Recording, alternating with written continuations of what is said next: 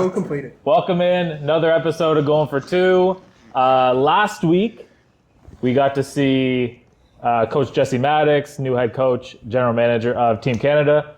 This week, he loaned us his grunts, including Chad,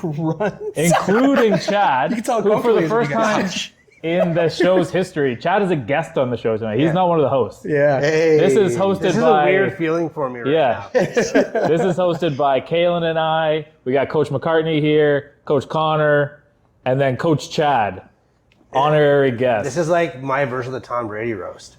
Welcome back. We'll probably clean it up a little bit because that got a the little Comedy bit... Central one. That's like they got to keep beeping out. Not the Netflix version. Yeah, well, exactly. He's grown. No comment. For anybody that doesn't know who these guys are, I'm going to let them do a brief intro on why they've impacted London sports, and then we'll get into this football thing.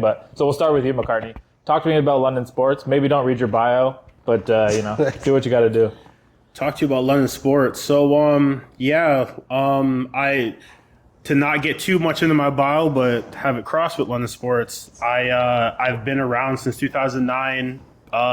Played for Western, helped coach some different football stuff, and then Beefeaters coach for a couple years. So London sports is amazing. Like, we have Team Canada coming out and all these different coaches from it, and we're just doing our best to make an impact, I guess. Yeah. And people recognize you from the live show because you were out here for the draft show. I was. And I'm pretty sure you were on an episode before. Dressed in Lions gear, too. I was, man. I got to dress my Lions gear. Yeah. That's my team. I grew up in Sorry, Michigan, Coach. so it's an exciting time as a Lions fan, of course. So I'm surprised I'm not wearing my stuff right now. What position did you play at Western? So I was a wide receiver at Western. I've gained You returned punts, a couple too. pounds. You were, I used nice, to return you were punts. nice when you were returning punts. I was I'll tell nice you that. returning punts. Yeah. I was you nice and Butts. returning punts. Can't lie, Yeah, so yeah. Had a good time. So, and then, so I did one of the ID camps at Team Canada, So Okay. I've actually participated in that as So well. you're a vet. I'm a vet. Okay, yeah. Yeah. I was learning about that in our last episode, the ID camps. What is your take on it? What do you do in the is it one-on-one? What we understood from Maddox was that it's a one-on-one experience. You kind of get to know the kids or the guys in and out because you may be dealing with some older fellas at this point too. But what is your take on those ID camps? What do you like about them? Yeah, so when I did it was in 2011, obviously, and it was amazing. It was so much fun. You got like 50 people who think they're one of the best in Canada in the camp, and we're just battling it out. Some of the best corners, you go against, and we got there early in the morning. We just fought through the day, and everybody competed. And I made the practice squad, so I didn't get to travel, but I actually was there for the whole practice of the Team Canada stuff, and they're amazing, man. Like, you get people that show up and they just want to give everything they have. Like, the competition's fun, man, and you get the best out of people, and so yeah. If that answers it at all. That's right. And good luck following that, Conor. It's all right, man. I just got to not talk too much. Yeah, I mean, so for you, like you're coaching on the Beefs, you coached a little bit of high school. You've been around London sports. Yeah, I've been around London sports for a while. I mean, growing up in London, it was easy to get into stuff. Like, people are always asking, hey, you want to come and help out? And that's easy to get involved. Like Oak Ridge, I only played one play of Oak Ridge. I blew my knee out in the first opening kickoff the first year I played. Ooh. Wow. Yeah, that was nice. It was a great year for me. Yeah. And then, I played London Falcons back in the Michael Esposito days. Okay. And I coached my brother as well when he was playing there as well. So, it's coming from the roots of London football. Right. And then going to Junior Mustangs. I went to England for about 5 years. I was coaching out there as well. And then coming back here, the first thing I wanted to do was get back into the game. And it was nice, like a little Canadian game instead of hitting, all right, mate. You know what I mean? And so I got into Junior Mustangs, and I remember one day Jess called me and he was like, hey, got a linebacker spot for you at Beefs? And I was like, absolutely. And then, it's been the same since then. But, I'm at schools all the time. I'm at high schools with my job and things like that all the time. And it's nice to recruit kids. I'm like, oh, geez, that kid's fast. Like, what are you doing with your life? Yeah. You want to come play some ball or what? If you don't get caught, you don't get hit. Yeah. And it's nice to just, keep a continuance in London football and London sports, and, playing at Western and being a Western alum and just seeing what they're doing now and how they came from where we were at the time. My first year at Western was with Larry. Right. And then I saw the whole G Marsh thing explode from that, and it was crazy. And then I got a 2 years with McCartney, and we did some good things. But it's nice to give it back. I think that's the biggest thing about London football. You see guys come back, Right. and that's what I love about it. And on a national level now, like I'm over the moon. Right, It's such a cool experience. Even just talking my name like in this conversation is pretty cool. And I take everything day for day, and I'm ready to rock. Like I'm excited for this. I can see it on your face. Yeah, you man. look pumped. Yeah, I'm very. Most enigmatic. people that watch the show already know Chad's kind of bio and everything. But one thing that you said there about going around to high schools and seeing like that kid's fast. I had the pleasure of doing that basically all last football season with Chad. We went to a different game, and Chad would always be like, "Yo, that number, that number."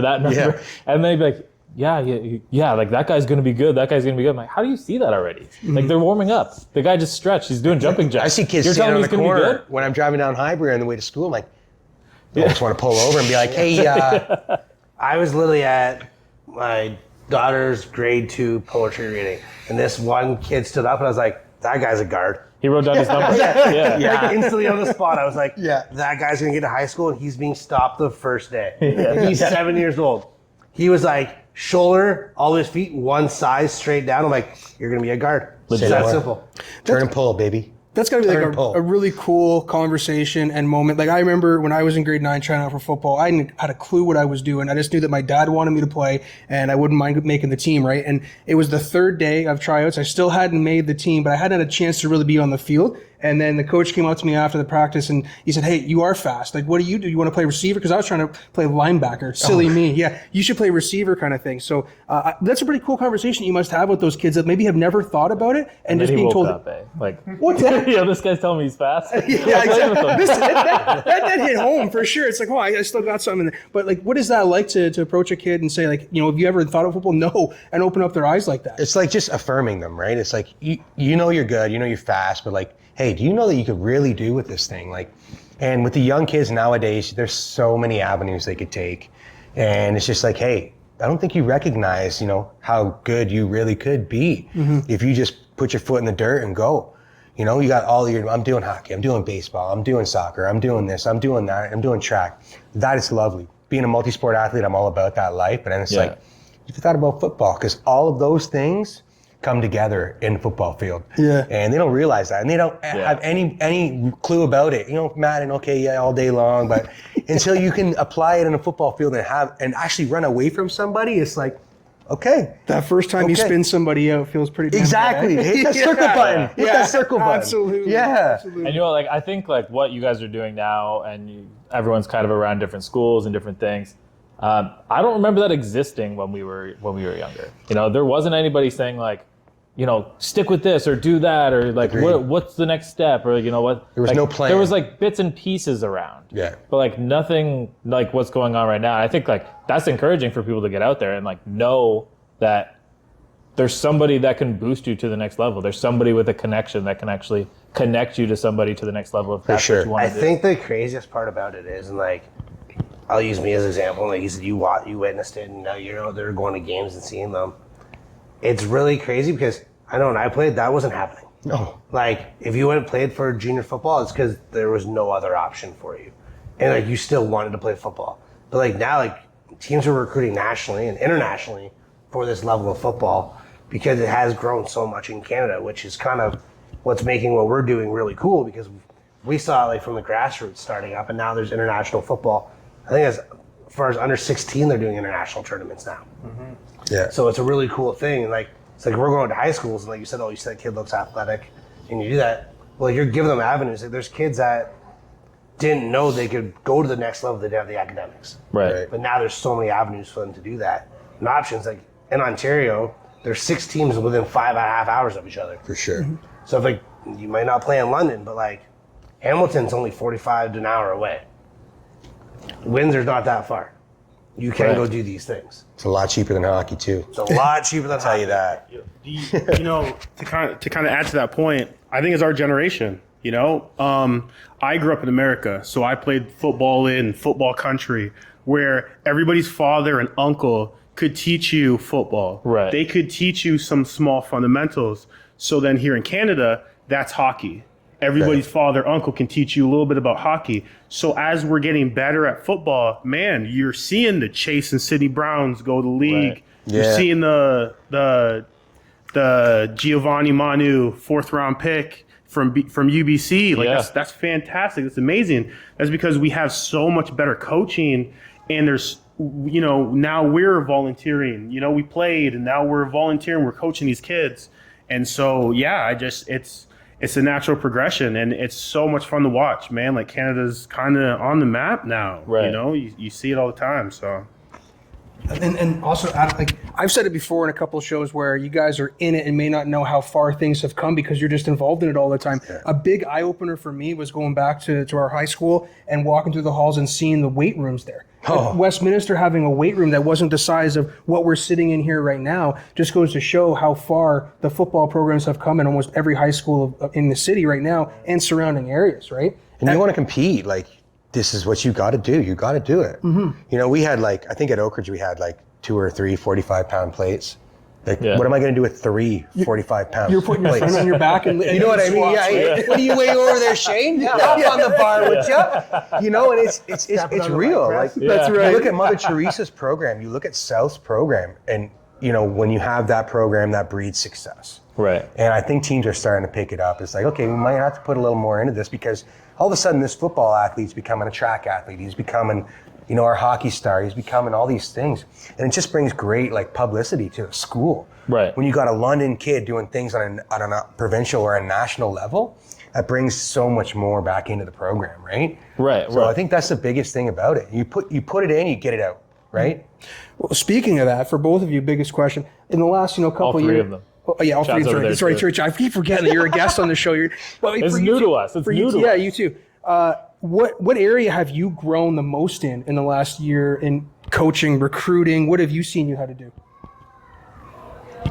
well, I guess for me, my biggest thing with coaching has always been the outside of it, the helping young men grow and be responsible. Some of these kids don't have some of the tools that we need, man. Like, for me, I had a coach who passed away a couple years ago. He was one of the most impactful humans in my life. And so for me, it's just expanding the helping young men grow to be the best person they can be. Obviously, I get better at, helping kids transition. We had a kid who was a wide receiver. I was a wide receiver coach and at cello, and we turned him into a DB, and he did great. Amazing. So, identifying what the kids can do, what they're good at. But for me personally, it's just helping these kids out.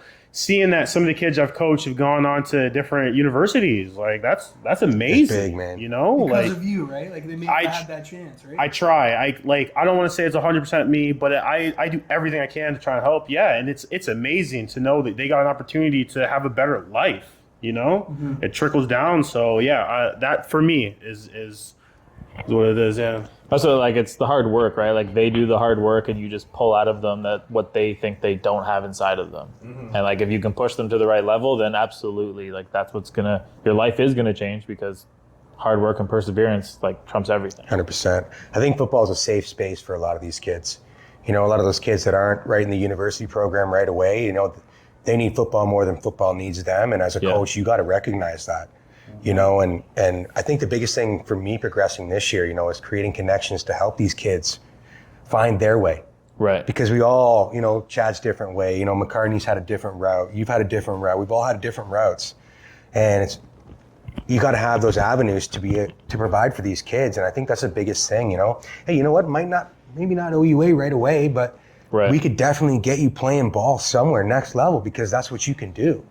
And it's just those little things, I think, that make the hugest difference. I've had a couple kids the last couple of years that just really left that mark. And it's you really do need football. Right, exactly. And, now you guys are stepping onto a national stage, and, the pool is getting bigger, even though right now you can kind of recruit everywhere as far as junior goes. But what is exciting you most about getting onto the national stage here? Oh, I get to coach with some amazing human beings. And I think, these guys that we're coaching, they know what they're doing already. If you're making Team Canada, you know what you're doing. And it's as a coach, how am I going to bring out the best in them on the field at that moment in Mexico, in the jungle. What are we doing? How can I bring that little extra? Because it's always that little extra hustle, that little extra play. Yep. How can I do that with these guys that already know this? They've already been in the game. They've already played the game. They've been in the league. They've done all the things. And what can I do to extend that? And that's such a ambitious challenge, and I love it. And I'm just sitting there thriving, like, okay, I got, CFL All-Star coming back to me, like, what do I got to do to get through this? And I'm like, oh, yeah, for sure, you got it. Yeah. I got to extend myself, right? And I got to put myself on that hot seat and really push myself to be able to extend these guys that know it already. Right. That's the exciting part for me, like, just the challenge of it all. Like, these guys know what they're doing, and they don't need to know how to scrape. They know what scraping is, Right. And that's what I'm most pumped for, man. And the experience, of course. This is cool. Yeah. Team Canada, national level stuff. Yeah. Once in a lifetime opportunity. There's a handful of people that have been in your shoes. Like that's pretty amazing to feel. Like you should feel really good about that. For sure. For me, I feel like it's legacy, right? Because this is senior men's, Team Canada.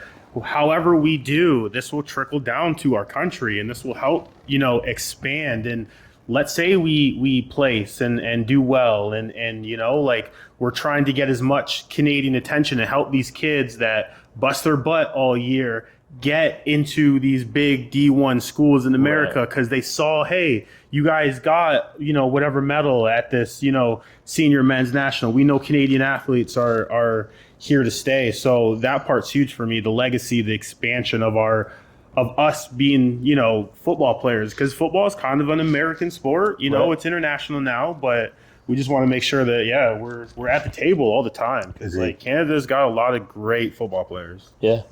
Well, to touch on what you're kind of saying about going down the feed, like us doing well at this tournament, the biggest thing, it can really help grow the grassroots of football. I was lucky. I played football since I was 6 or 7 years old. Not a lot of people got to do those options. It wasn't there. Most of the time you wear a helmet? Most of the time. But a lot of places don't have that luxury. Only certain cities can actually have the funding to do that, and the population to play at such a young age. A lot of people didn't get to play till they got to high school. Doing well at these tournaments brings awareness to football, and that's what's going to grow those programs. Sure. That's the most important part. Yes, winning is the most important thing. That's why we're all here.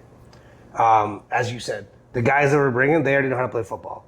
Our job is to communicate a message from the top down to make sure they're doing it the way that we want it to be done, to put them in the best place to succeed. Right. And by doing that, you're going to grow the grassroots level of football, and that's what it comes down to as a country.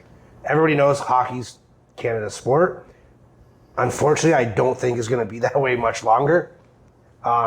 Just the way the country's going. Look at London's avenues that we've got here. You start from 7 in flag, and then we've got female leagues, we've got women's leagues, we've got everything. You can go anywhere you want with this football in London now. And it's going across the country. That's what the really big thing about this tournament is. It's going to bring awareness to that. And having those ID camps everywhere, these little kids are going to see that. For sure. Well, it's guys like you that are making this expansion happen, and coaches everywhere, right? But I mean, you guys are the ones that are driving kids into sports and kids into football, and it's okay for the ladies tackle football league to start up, and we had one of their top teams on the provincial champions. And why is his name escaping me right now? Anyway, it's the Wolfpack. Do you remember who it is? I understand. Yeah, it doesn't matter. But they're a U16 team that stepped up to play U19 just so that they could get involved in football and compete. Yeah, not I call it ignorance, I guess, but I didn't know that there was a full equipment, full tackle girls league for that age. It's amazing that is expanded, and that's kind of what you're talking about. But it's things like this that are bringing that attention. Yeah, exactly. Right? We haven't had a team since 2011. That was 13 years ago. Yeah. And by the time we get on the field, nearly 14. Well, you could still put the pads on then. It's crazy. And it's crazy to be a part of this next gen kind of thing. I'm call myself old school, but you kind of got to revolve yourself and evolve yourself. And, it's cool to be a part of this all. Get some amazing coaches with us. We got supported guys like you, and all the people that are getting their hands in the honeypot. It's pretty cool. You don't realize how big it actually gets, and it's okay. all right, this is real. Like, Right. this is real. It's not just, hey, we did it. This is big. Plus, like, there's going to be football fans across the country and across the world that now know you as a coach and have seen you coach. Like, that's almost like it's like that's hard to even like put yourself into that like mindset. I'm in that phase right now. Yeah. Where I'm kind of like, I don't even know. Like, wake I don't up, even wake up, recognize wake up. the magnitude of this Yeah. yet because it's all just like still a little baby. But the further we go, the more excited I'm going to get. That's just the energy for me. Yeah. And you're focusing on the defensive side of the ball? Yeah, I'm Jeff is coaching in the back, I'm putting you guys coaching the in the spot. linebackers and doing long snapping as well. Whoa, wow, that's interesting. I mean, that's Yeah. Bill Belichick can go on and on about a long snapper. Hey. That's a unique position. Like, how do you scout for that? How many guys come out and want to, or do you? It's got to be guys that want to do it. Yeah. You got to have guys that. And talking with Coach, he said he's got a couple guys that, even though they may not have been starting at the pro level, they had experience at the pro level snapping and. All you got to take is what they have and refine it and just make sure you get those little things down. Now, snapping in American football is much different than a Canadian football. The sweet spot on the ball is different. It's a little lower down and that and you can actually pick the ball up in American and snap it. Whereas Canada, you have to have that nose on the ground. Oh, it scoops the ground the whole way through. That's the. It has to I touch the didn't ground the know whole that. way through. Whereas in an American snap, you got to pick the ball up and fire between your legs. Yeah. So, you got to take these things and like, I know they're maybe obviously playing Canadian League rules. So we got to refine those little things and take guys that have those base skills and let's just take them a little further and make sure that ball gets back and, make sure we got that operation time that's quick and gives us a chance to get a good field position down the play. So when the last episode, Maddox was telling us about taking out the rover, right? And you're losing that because you're going to. So does that just mean that your middle linebacker just becomes a Tampa 2 type backer? Is that weapon? Yeah, is that just going to be Becomes a weapon. The star backer, right? Yeah, That's what it's going to be. Exactly. You know what? Like I say, this long snapping is you got to adapt. Like I have to adapt my way of teaching a linebacker as well. You got to realize you only got two guys in the box now. Yeah. As opposed to having that third coming in, coming out, coming in, coming out. So. It's just nice. It's keeping my brain fresh. It's keeping everything fresh and, keeping us rolling. Like, okay, all right. Now I got to start watching a little more, American ball and really watching like the Luke Kuechly stuff. Like I could watch him all day long. Right. Just watching him analyze film and things like that. That's how you learn, right? Yeah. You learn from other people. You learn from, film. Film doesn't lie. That's the way it's got to be. So it's a nice change.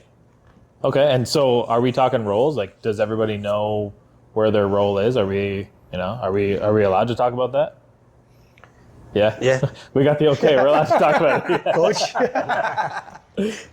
I guess I'll be focusing on some special teams a lot, working with a former teammate, doing that stuff.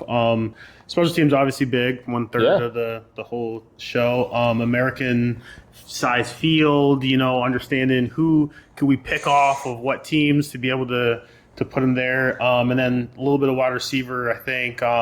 Again, like, it's so different coaching American versus Canadian. I grew up playing American football. I grew up in America. I've played in all kinds of, like, almost every state in the South. And, like, how quick the ball gets to you, your angles, the lanes. Was Silverbacks American rules?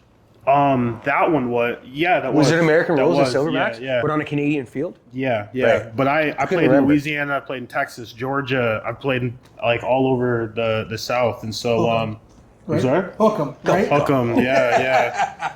So, just, these guys too, they're pros. They know what they're doing. It's just, understand a little nuance of this is what we're doing in this game versus Canadian. So, yeah. Right. I'm going to be doing running the scout team offense, actually. Okay. So I'm going to be doing the defensive quality control, which is kind of Okay, so you're not playing scout I'm team not playing quarterback. scout team quarterback. No. I was worried for it. Yeah, I was worried for it. It's kind of a change for me. I've always coached the offensive side of the ball, but it's a really cool step for me to go to that side of the ball and learn that side. Yeah. By scouting, doing all the scout team offense, it's kind of still doing what I was always doing. And I'm really excited to help that out with the defense and make sure they're at the top of the game. And then I'm also working the front office side as the assistant general manager, so I do a lot of recruiting as well, a lot of phone calls, a lot of messaging, and trying to make sure we get the right guys on the field for guys like these guys. Right. You got the voice for it, though. You can get the phone. Hey. It's nice. Hey, Chatty's calling me. Make it work. Does somebody give Chad a list of all the time zones in Canada so that he's not making like obscene timing phone calls? Or He's what? up at unholy hours anyways. Yeah. At Boomers or whatever. He's just going nuts. He's like, hey, I just finished up a workout. I'm like, it is 6:14 in the morning, Chad. Yeah. Some of us are just turning. Yeah, you and Dion got some whack time zones, man. Yeah. So remember, while you're on your way to a 5 a.m. workout, don't call somebody in BC. No, I don't know. That's the one. They're either in bed or they haven't gone to bed yet for a reason. They're probably not calling you if you are not gone to bed yet. Yeah. Coach Maddox sends me messages or calls me usually when I'm already in bed, and then I get it when I wake up in the morning. And it's like text message but email style. Like he'll send me a text like, "I'll get back to you in 6 hours." Then, Yeah. and then like he's 3 hours behind. I'm out of the office. So that he's just sending it back 6 hours later for that message. Yeah. And so for your guy, like, you know, the ID camps was something that we talked to Coach Jesse about a lot. Do you know which ID camps you're trying to get to, or like, is there like a certain, like, are you staying just in Ontario and there's kind of coaches in different pockets? I'm hoping to hit Quebec as well. Okay. It's always fun in Quebec. Yeah. I mean, No questions asked. no one's ever had a bad time. You know, and if we can make it work, I'm going to make it work. I'll see what I can do, and I'll be in Ontario 100%. And then I was saying to Coach, I was like, you know, I would like to get the Quebec one as well. Like, just get that experience. Once you get one under your belt, you want more and more. And Yeah, more, right? yeah. You get that thirst for it. So Exactly. I'm going to the Guelph one for sure, but I might get a ride with you. I got But you. my sister lives in Quebec, so we might go. Je ne parle pas. Yeah. I'll be in Alberta, Quebec, and Ontario. Okay. I don't know if it's happening. Has it been a jersey drop? Do we know what it looks like yet? We don't. Oh, when is that coming down? We're going to do the jersey drop on here, though, I right? hope Yeah, I'll be here. Well, maybe. When I know, you'll know. so. I'm excited. I'm excited to see what the jersey and the helmet looks like. Those colorways are gonna be sweet. Yeah, that'd be nice. Yeah. It's crazy that it's all just like so new that like things like small things like that, like you get excited about those small things. There's small details that just create the whole image of it all. Right. Well, I've already got the shadow box ready in the basement, right? I just need to know what it looks like. Yeah. That's all, right? You can have my autograph anytime you All want. right, man. All right. Yeah, that's perfect. We just need an autograph night. All right. We're just about out of time here. We got about 1 minute left. Just one final thought. What are you most excited about? You know, we're breaking camp here in the next, 6 to 8 weeks. The biggest thing is kind of like his coach Max the last episode was he brought in his coaches. Yeah. That was the biggest thing. So I know for myself, and I'm assuming these guys too, it's a big deal that we're going to do this. As he said, there could be more qualified coaches, but it was compatibility over coachability. That was his big preach. So like we get to do this with guys who we trust and we know that we can go to war with. And I think that's going to trickle down for our players. For sure. And it's going to be it's a once in a lifetime experience for a lot of these guys. Hopefully we can send some guys back to the pros. Yeah, and you know what? It's safe to say that Canadian football is in good hands. We have a lot of faith in what you guys are doing, what you're building. We can't wait to see it grow. I wish we had more time to continue to talk about it. I'm sure we'll talk about it. I really thought that he was going to offer me up for a water boy position right here. I thought that's what was coming. No, Get him in. We're saying towel boy. Oh, okay. That's a promotion. Yeah, All right. water boy has to carry the water. Yeah. Because that'll be tough. So, anyway, No. that's enough on Kalen's resume for the day. We appreciate you guys stopping by. It's great. We're looking forward to seeing everything you do, and we'll see everybody out there next week.